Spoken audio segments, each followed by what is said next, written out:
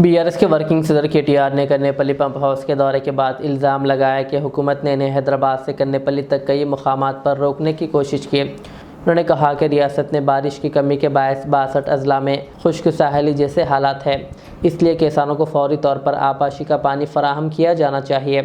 KTR ने कहा कि कालेश्वरम दुनिया का सबसे बड़ा लिफ्ट इरीगेशन प्रोजेक्ट है, जिसके ज़रिए 7 अजला और हैदराबाद को भी पानी फराहम किया जा सकता है। उनका दावा था कि कन्नेपल्ली में पानी मौजूद है, लेकिन हुकूमत जानबूझकर पंप नहीं चला रही, जिससे किसान शदीद मुश्किलात का शिकार है। उन्होंने इल्ज़ाम लगाया कि कांग्रेस हुकूमत सियासी इंतखाम की वजह से कालेश्वरम मनसूबे को नज़रअंदाज कर रही है। केटीआर ने खबरदार किया कि अगर हुकूमत ने फौरी तौर पर कन्नेपल्ली के पंप हाउस शुरू ना किए तो बीआरएस बड़ी तादाद में किसानों के साथ बड़ा एहतजाज करते हुए पंप हाउस का घेराव करेगी। కేసీఆర్ మీద కక్షతో ఇవాళ రైతుకు శిక్ష వేసే ప్రయత్నం చేస్తా ఉన్నారు। నేను గౌరవ ముఖ్యమంత్రిని ఈ రాష్ట్ర ప్రభుత్వాన్ని తెలంగాణ రైతుల తరపున కోరేది ఒకటే, కన్నెపల్లిలో ఇవాళ కళ్ళ ముందు నుంచే 1,00,000 క్యూసెక్ల నీళ్లు పోతున్నాయి। మీరు తప్పించుకోజాలరు। మీ బాధ ఏందో మాకు అర్థమైంది। ఏంటిది మీ బాధ? ఇప్పుడు కన్నెపల్లిలో పంపులు ఎత్తితే, ఆ గేట్లు ఎత్తితే నీళ్లు వస్తాయి, మీకు కూడా తెలుసు। మీకు వారం రోజుల్లోనే అన్ని రిజర్వాయర్లు నింపే కెపాసిటీ ఆ పంపులకు ఉంది। బాహుబలి మోటార్లు పెట్టింది కేసీఆర్। ఒక్కొక్క మోటార్ కెపాసిటీ 139 మెగావాట్లు, అద్భుతమైన పంపులు। ఇంజనీర్లను అడిగినాం, ఏమైనా మెయింటైన్ అయినా చేస్తుర్రా అంటే సంవత్సరం ఆయే సార్, ఎవరు దిక్కులేడు, కానీ మేమే మెయింటైన్ చేస్తున్నాం, ఏదో అట్లా కాపాడుతున్నామని చెప్తున్నారు। వాళ్ళ వాస్తవం ఏంటంటే మీ భయం మాకు తెలుసు రేవంత్ రెడ్డి గారు। మీ భయం ఏంది? నీళ్ళు ఇస్తే యూరియా ఇయ్యాలి, నీకు యూరియా ఇచ్చే తెలివే లేకపాయ। నీళ్ళు ఇస్తే యూరియా అడుగుతారు కదా రైతులు, నీకు యూరియా ఇచ్చే ముఖం లేదు। నీళ్ళు ఇస్తే పంట వండుతుంది, పంట వండితే మళ్ళీ నువ్వు పంట కొనాలనే, పంట కొనాలంటే నీకు తెలివి లేదు, సంచులు ఇచ్చే తెలివి లేదు। పంట వండితే మళ్ళీ కరెంట్ ఇవ్వాలి, కరెంట్ ఇచ్చే తెలివి అంతకంటే లేదు। పంట వండితే మద్దతు ధర ఇవ్వాలి, మళ్ళీ రైతుల ఖాతాల్లో పైసలు వేయాలి, అది ఇయ్యవాయే। పంట వండితే మళ్ళీ బోనస్ ఏదని అడుగుతాం। నీ భయం ఏంటంటే రైతులు ఎండినా పర్వాలేదు, తెలంగాణ నాశనమైనా పర్వాలేదు, కానీ ఇట్లనే బదనాం చేసుకుంటా బతకాలి, ఇంకో 2 ఏళ్ళు టైంపాస్ చేయాలి అని నువ్వు అనుకుంటున్నావు। ఎన్డీఏ వీటిని అడ్డం పెట్టుకుని బతుకుదాం అనుకుంటా ఉన్నావు।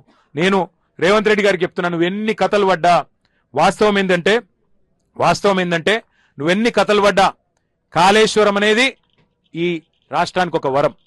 కాళేశ్వరం కేసీఆర్ గారు మనకిచ్చిన ఒక అద్భుతమైన వరం।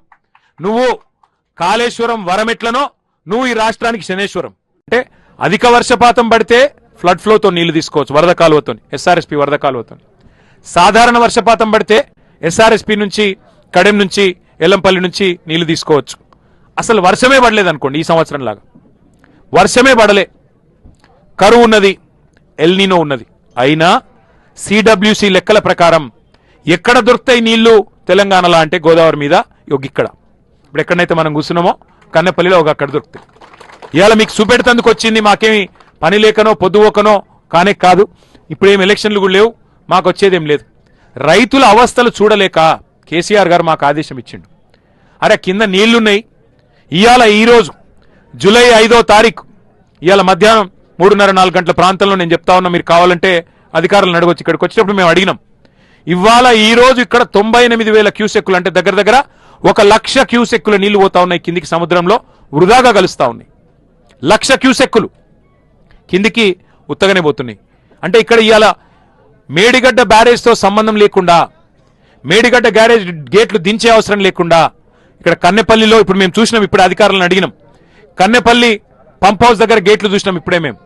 కన్నెపల్లిలోకి నీళ్లు వస్తున్నాయి బ్రహ్మాండంగా, ఆ గేట్ కాడ నీళ్ళ ఎక్కడుంది, ఏ హైట్ దాకా ఉందని చూసినాం, 97 మీటర్లకు ఇలా నీళ్లు నిండున్నాయి। కన్నెపల్లి పంప్ హౌస్ లో 93.5 మీటర్ల దాకా నిండుంటే చాలు, అంటే మినిమం డ్రా డౌన్ లెవెల్ 93.5 ఉంటే చాలు।